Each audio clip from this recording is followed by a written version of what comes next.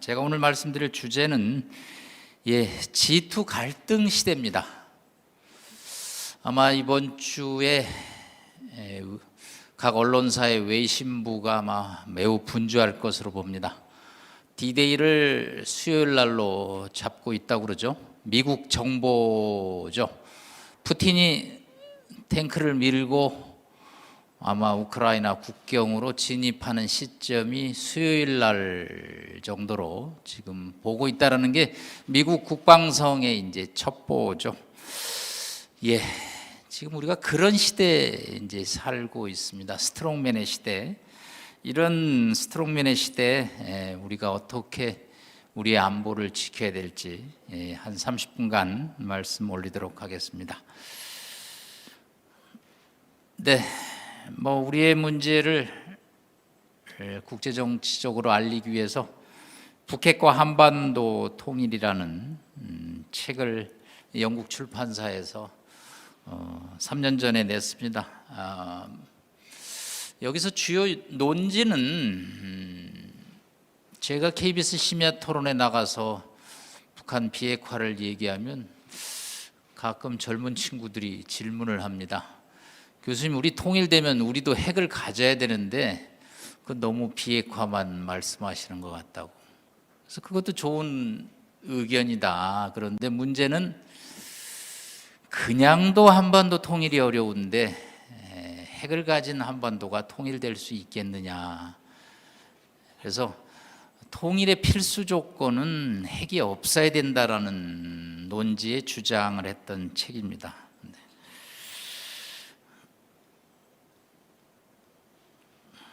왜 안 넘어가죠?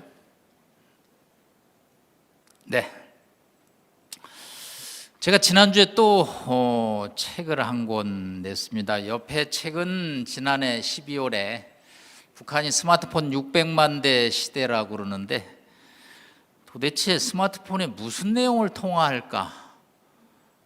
제가 22년 전에 처음으로 북한 IT 책을 국내에서 내고 20년 만에 이제 개정판을 냈습니다. 그래서 북한도 하여튼 이 ICT 발전 시대에 뭔가 해보려고 그러는데 이게 왜 좋은 방향으로 이렇게 가지 않을까?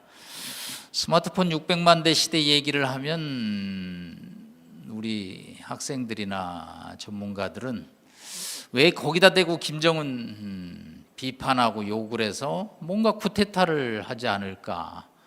우리는 5.16이라는 쿠데타 경험이 있어서 그리고 11.6이라는 사태를 경험했기 때문에 그런 문제를 북한에 이제 대입시켜 보고 싶어 하죠. 그런데 북한 스마트폰은 99.9% 도감청이 되죠. 거기다 대고 김정은 나쁜 사람이라고 얘기하는 사람은 없겠죠. 무슨 통화합니까 하고 저희가 조사를 해보면 장사하는 얘기, 또 여러 가지 소통하는 얘기, 체제 비판을 하는 통화는 거의 드물다고 합니다. 자, 그리고 지난주에 제가 또 책을 한 권 냈습니다. 학교에 있는 교수라는 건 연구해야죠. 제가 매달 원고지 60매씩 글을 썼습니다. 그래갖고 4년 동안 글의 결과가 지난주에 박영사에서 김정은의 핵과 경제라는 제목으로 책을 좀 정리를 했습니다. 이 핵하고 경제에서 비중을 좀 경제에 두면 좋을 텐데 핵에다가 두고 있죠. 그래서 북한 미래 어디로 갈 것인지 예측하기가 굉장히 어렵습니다. 북한 지도고요. 그리고 한반도 주변의 군사력을 중심으로 했고요. 자, 4가지 주제인데 시간 관계상 제가 핵심 부분만, 원래 이거 한 2시간 정도 제가 말씀드리는 강의 아닌데 오늘은 30분에 압축해서 하겠습니다. 첫 번째가 이 미중 갈등 시대의 지정학을 저희가 볼 수밖에 없고요. 그리고 해양 안보도 안 볼 수 없습니다. 바이든 정부 한반도 정책, 그 다음에 북한, 아까 태영호 의원님께서 얘기한 대로 7차례 미사일 발사의 끝은 어디인가, 그 다음에 마지막으로 한반도에 안보만 있는 게 아니고 이제는 경제 안보죠. 경제 안보를 저희가 두 가지를 지켜야 하는 방법은 뭔가에 대해서 고민을 말씀드렸습니다. 지금으로서 2500년 전으로 가겠습니다. 그때는 미국도 없었고 영국도 없었고요. 이 동북아에서는 중국이 공자맹자하던 시절입니다. 그때 가장 강한 나라, 도시국가죠. 스파르타였습니다. 이 스파르타는 용맹하기 짝이 없다고 그랬죠. 새롭게 무역으로 돈을 벌면서 군사력을 확장한 아테네가 떠오르고 있습니다. 그 전에는 이 페르시아, 지금의 이란이 굉장히 강대국이었기 때문에 공동의 적을 막는 과정에서 스파르타와 아테네가 협력을 했습니다. 그런데 공동의 적을 물리친 다음에는 기존의 파워, 기존의 강국, 바로 스파르타와 신흥 강국 아테네가 긴장을 유지할 수밖에 없습니다. 드디어 동네에 주먹이 있었는데 새로운 주먹이 나타남으로써 어느 날 주먹질을 하게 되는 거죠. 이 스파르타와 아테네는 27년 동안 전쟁을 합니다. 얼마나 전쟁이 격렬했는지 지금 유럽에서 그리스 여러분 잘 산다는 소리 못 들어봤죠? 이 역사를 정리한 게 바로 그리스의 역사가 투키디데스가 펠로폰네소스 전쟁사라는 책을 썼습니다. 그래서 역사에서 무엇을 배울 것인가 해가지고 여러 서구의 또 우리나라의 학자들이 연구를 하고 있는데 대표적인 연구물 중에 하나가 하버드 대학의 그레이엄 앨리슨 교수가 책을 하나 썼습니다. 2017년에 Destined for War, 예정된 전쟁이라는 책을 썼습니다.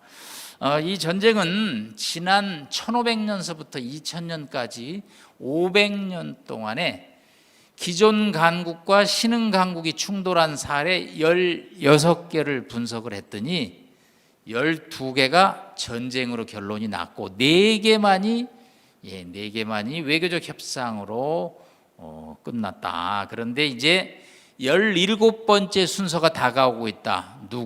누구를? 바로 기존 강국 미국에 대해서 신흥 강국 중국이 공격을 할 수밖에 없고, 이 미중 양국이 지난 10년 동안 해왔던 행태를 보인다면 앞으로 10년 안에 미중은 무력 충돌을 할 수밖에 없다라는 불길한 예언을 하고 있습니다. 우리 모두 이런 예언이 맞지 않기를 바라죠.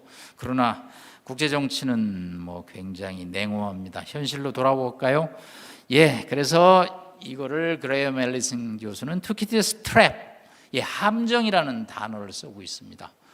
지난해 1월 바이든 정부 출범 이후 바로 알래스카 앵커리지에서 미중 양국의 외교 수뇌부가 대면 회담을 했죠. 근데 외교 협상은 사진 찍고 문장고 놓고 비공개 얘기를 하는데, 이때는 55분 동안 언론을 앞에 두고 서로 자신의 얘기를 함으로써 미중이 갈등이 점점 격화되고 있는 상황을 보여주고 있습니다.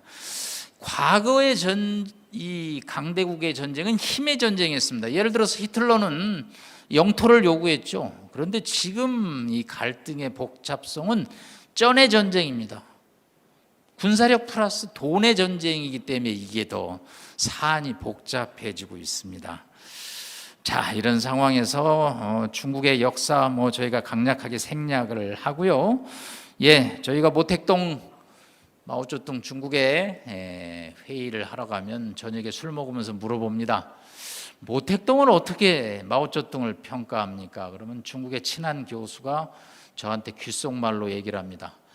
공이 7이고 과가 3입니다. 왜 우리는 우리 지도자에 대해서 그렇게 평가를 하지 못할까?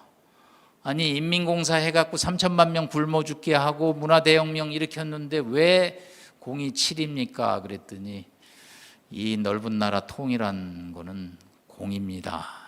더 이상 대화를 하기가 어려웠죠. 그런데 그 뒤에 5명의 지도자 중에 저희가 본 게 덩샤오핑, 중국의 개혁개방 이끌었죠. 자, 초영감입니다. 영국 정도는 따라잡고 미국도 따라잡는다. 이게 마오쩌둥의 꿈이었고요. 덩샤오핑은 도광양회, 빛을 가리고 힘을 키우자는 거죠. 그런데 우리 시진핑 주석 시대에 오더니 전량, 저 한자가 양자가 뭡니까? 늑대죠, 늑대. 힘을 바탕으로 한 늑대 외교를 한다는 겁니다. 자, 요즘 중국 친구들하고 이메일 하다 보면 섬뜩섬뜩합니다. 영어 공부 절대 하지 말랍니다. 영어 공부가 열풍이던 시절이 얼마 전인데, IT 절대 못하게 하고요. 연예인 유튜브 다 중단시키고 있습니다. 왜 시진핑은 이런 정책을 할까요? 캐치프레이즈는 공동부유, 모두가 부자 되는, 이 이면은 뭡니까? 빈부의 격차가 벌어지는 거에서 굉장히 겁을 내는 거죠. 13억 인구 중에 북경 상하이의 한 2억 5천 인구는 먹고 살만합니다. 그리고 명품도 사고 해외 유학 여행 많이 가죠. 그러나 청두를 지나서 저 내륙으로 가면 아직도 만만치 않은 이 빈곤의 현실이 있죠. 시진핑은 이걸 겁내는 겁니다. IT 승자 독식이죠. 금융 승자 독식이죠. 이런 정책이 중국 공산당 13억 중에 8,500만의 공산당을 위태롭게 할 수 있다고 보는 거죠. 그래서 극단적인 폐쇄 정책으로 가고 있습니다. 그래서 지난해 11월 40년 만에 중국 공산당이 역사결의라는 것을 하죠. 역사의 후퇴를 하고 있습니다.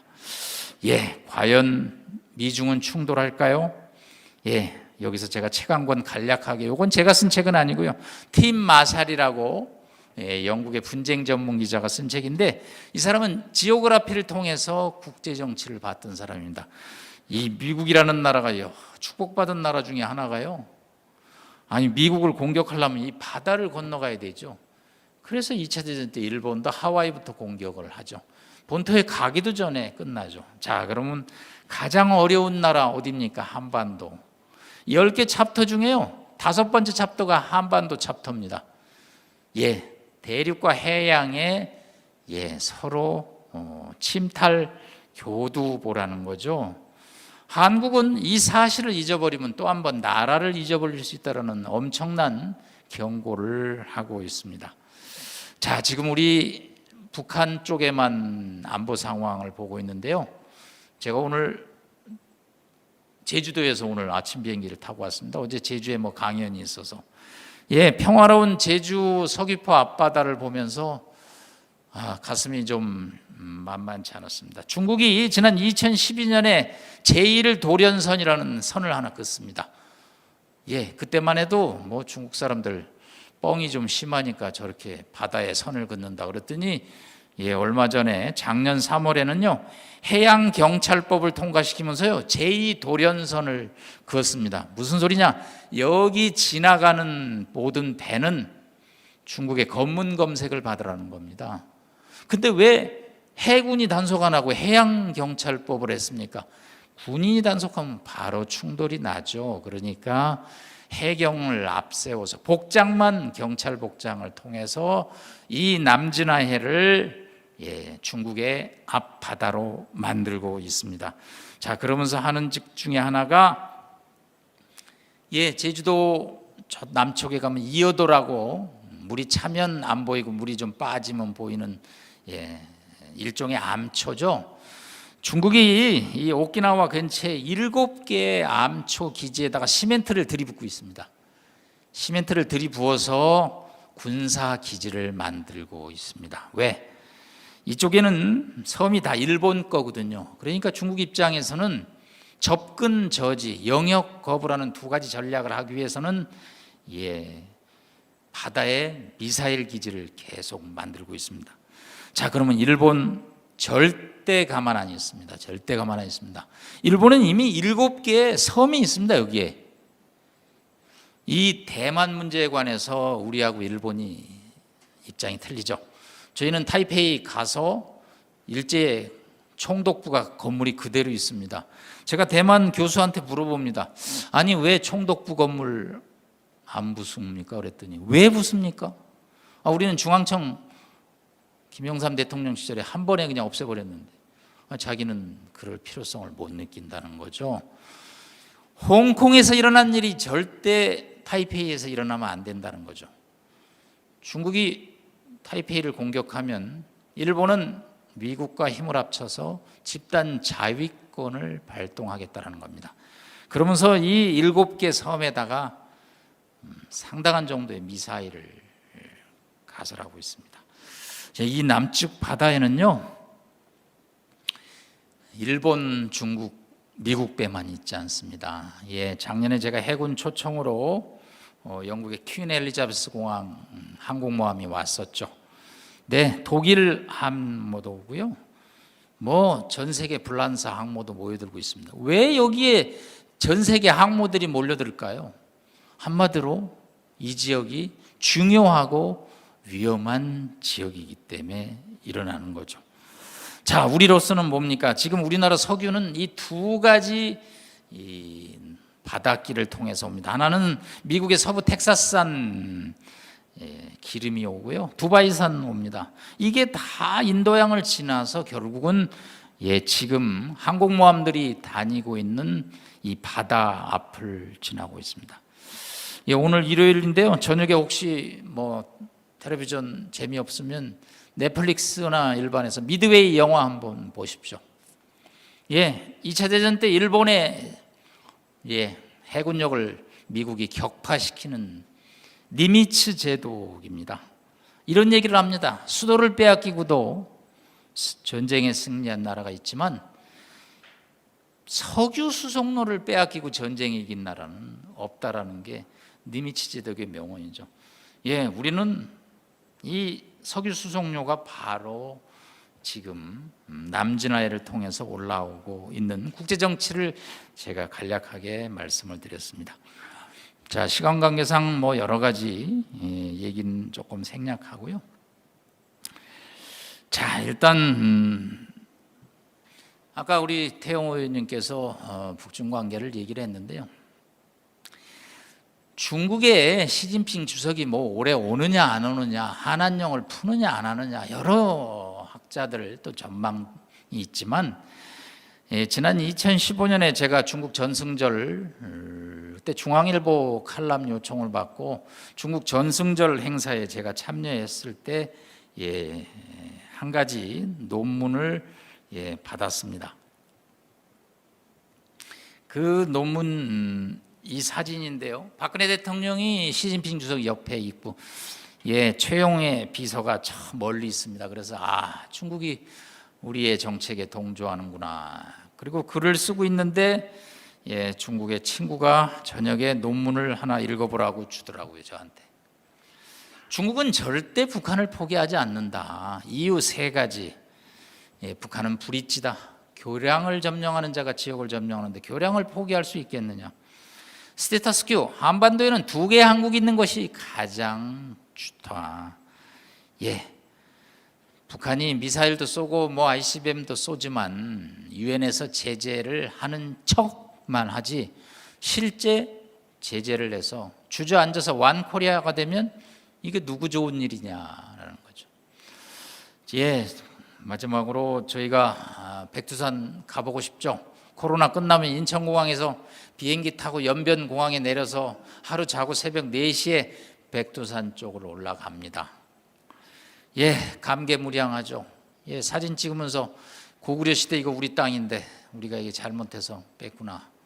그리고 우리가 만세를 부르면 중국 공안들이 보고서를 옆에 씁니다. 이 한국어른들은 이상하다. 이 바이산, 이 백두산은 장백산인데 이것들이 오기만 하면 자기네 산이라고 그러는데 명청시대 동북을 잃으면 천하를 잃는다고 그랬다. 절대 통일시켜주면 안 된다. 저보고 이메일을 보내더라고. 이 논문 잘 읽어보고 글 쓰라고. 이거는 시진핑 주석의 방안에 상관없이 중국의 대한반도 정책의 기본 3원칙입니다. 자, 핵 문제 앞서 우리 태용 의원님께서 얘기했기 때문에 제가 간략하게 생략을 하고요. 자, 여기서 한 가지, 왜 이 두 사람은 싱가포르에서 만나고 하노이에서 만나고 판문점에서 만났지만 합의에 실패했나? 네. 이 트럼프라는 사람은 블러핑, 허풍이 심하죠.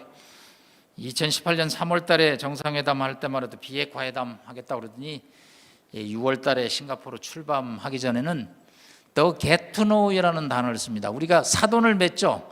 아유, 우리 잘 부탁합니다. 사돈어른. 그럴 때 하는 거를 상견례라고 하죠. 그 상견례를 영어로 The get to know이라고 하는 표현을 씁니다. 예, 4줄짜리 합의문 해놓고 자, 상견례 회담이다. 자, 드디어 이제 하노이에서 메인 이벤트를 했습니다. 자, 김정은이 얘기를 합니다. 영변 핵 포기할 테니까 유엔 안보리 제재한 11건 중에 민생 부분 5건을 해제달라 그랬더니 트럼프가 You are not ready for the deal. 너 아직 준비가 안 됐구나. 너 기차 타고 66시간 왔다 그러는데 내가 평양에 너 데려다주고 갈게. 그날 이제 회담은 깨졌습니다. 자, 누가 잘못했을까요? 예, 양측이 할 말이 많습니다. 그날 최선희하고 리용호 밤에 호텔에서 밤 1시에 기자회견합니다. 갱스터 라이크 날강도 같은 미국의 요구 받아들일 수 없다라는 얘기죠. 자, 그러면 과연 미국의 요구가 날강도였는지 어떤지 보겠습니다.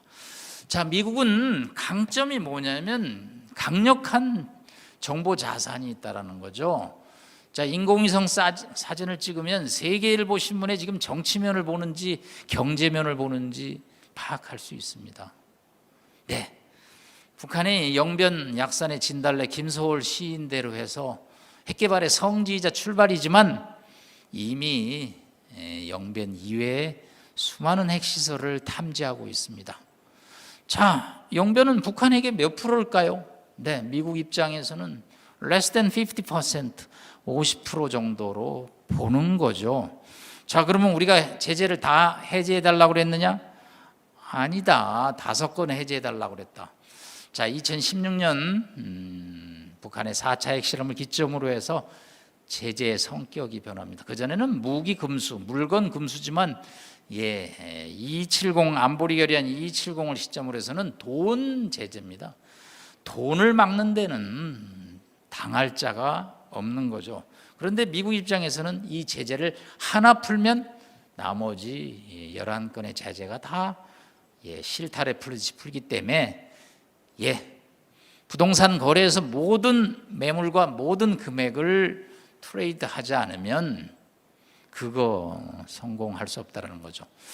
자꾸 이번 정부도 우리 정부가 스몰 딜을 하겠다는데 스몰 딜 말은 좋죠. 그러나 현장에서 스몰 딜은 저는 김정은이 하노이에서 천재 일우의 기회를 놓쳤다고 생각합니다. 이런 기회가 아마 그의 인생에 다시 올지 안 올지는 모르겠습니다. 글쎄 마음을 바꿔야 되겠죠. 네. 자, 바이든 대통령 북한에 대해서 인상이 좋지 않습니다. 2013년에 부통령 시절에 2월 29일 합의를 했습니다. 윤달 합의. 합의를 했으면 북한 사람들도 한 1년은 지켜줘야 할 거 아니에요. 40일 만에 장거리 미사일 발사함으로써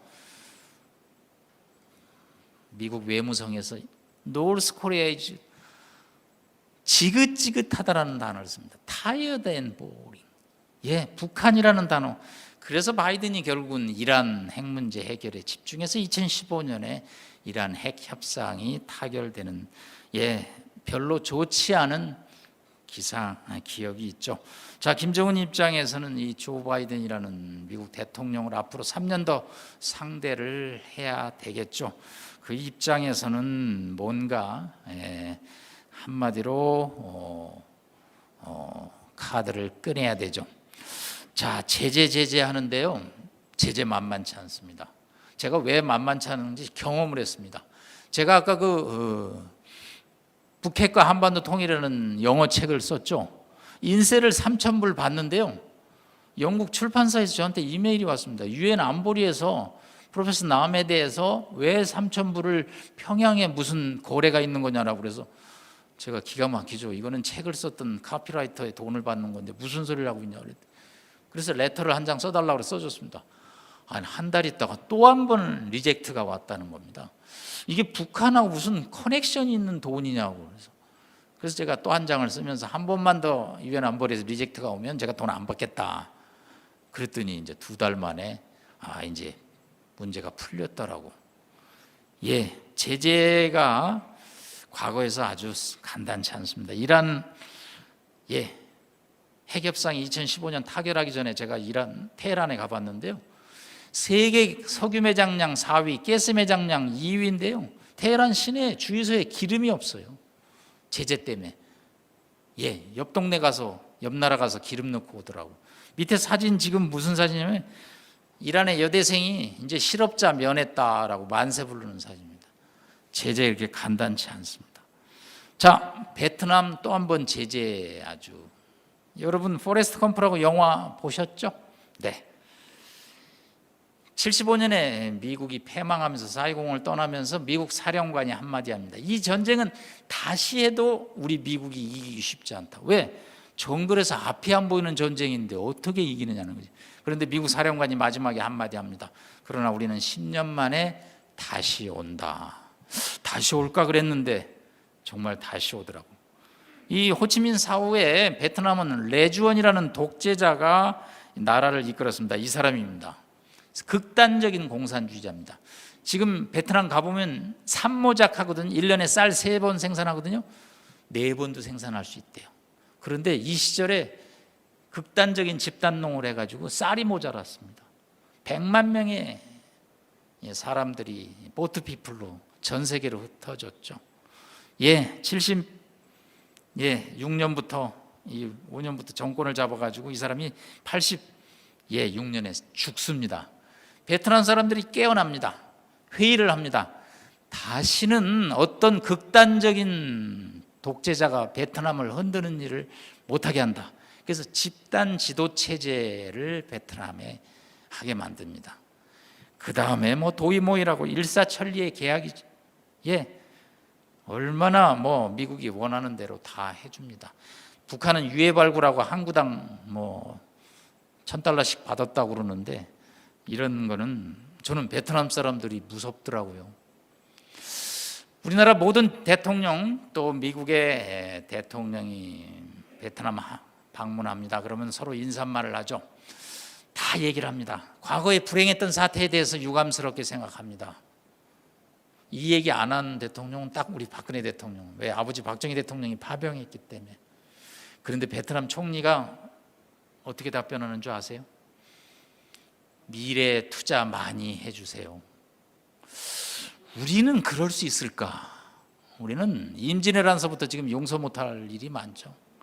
과거에 우리는 기억을 쉽게 잊지 못하죠. 베트남 사람들이 그거 모르겠어요? 저희가 베트남 관광 가도요, 못 가는 마을이 많습니다. 왜? 맹호 부대가 싹쓸이했던 마을들 많거든요. 그거 지금 덜쳐내면 뭐 하냐는 거죠. 과거는 과거고 미래를 향해서 간다라는. 주변에 베트남 사람들이 있으면 잘 돌봐주세요. 저는 학교에 베트남 학생들이 있으면 밥도 사주고 장학금도 주자고 그럽니다.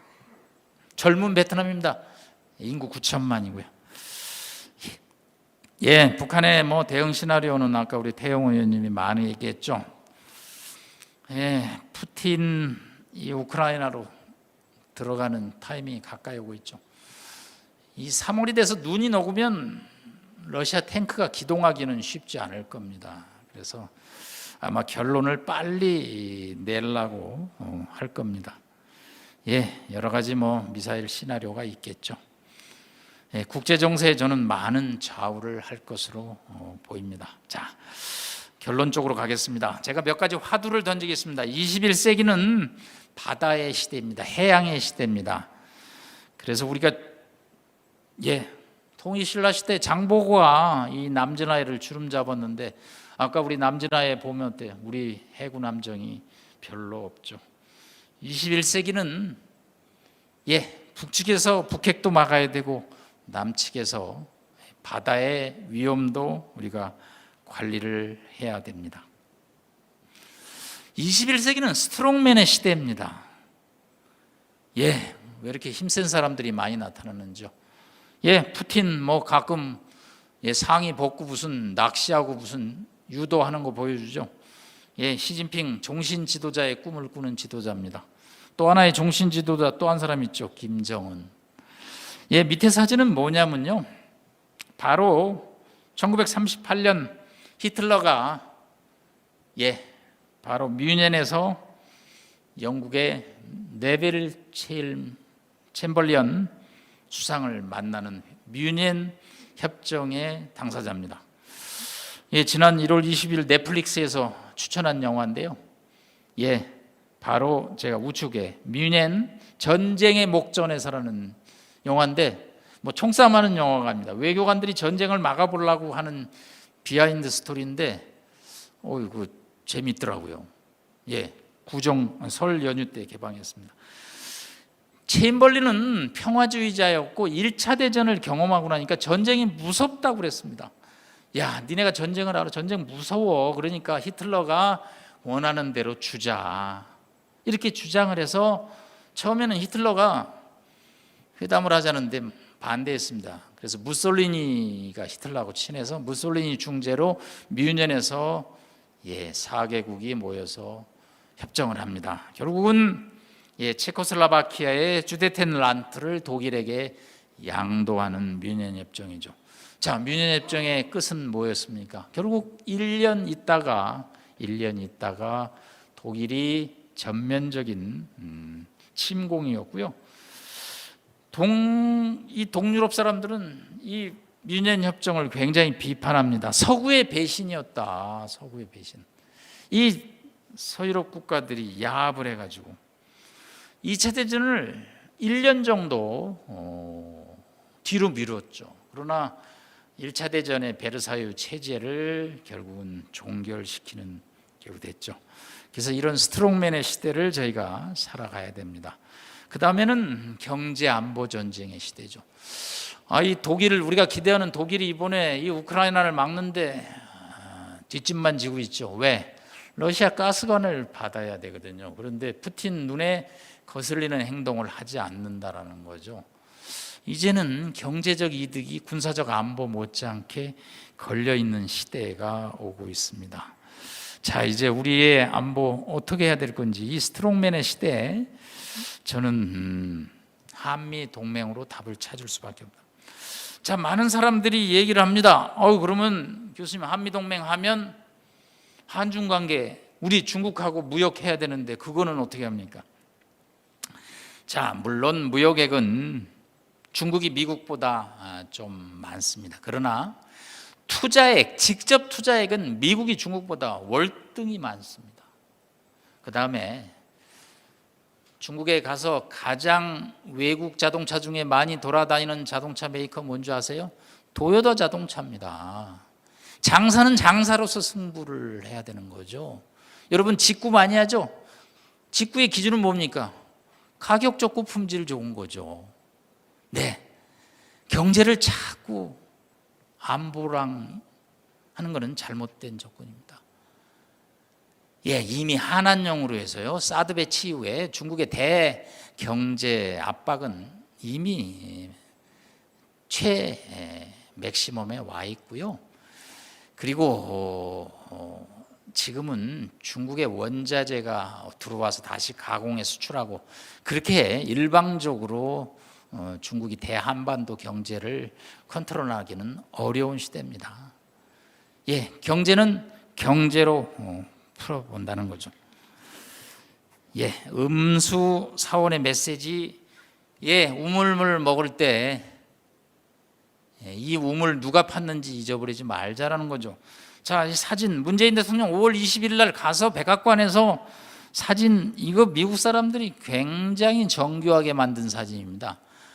무슨 말을 해도 말귀를 못 알아들으니까 하나의 퍼포먼스를 한 거죠. 한국전쟁 참전했던 노병을 앉혀놓고 훈장 주면서 무릎 꿇으니까 문재인 대통령도 사진 찍자고 하는 거죠. 이 메시지는 뭡니까?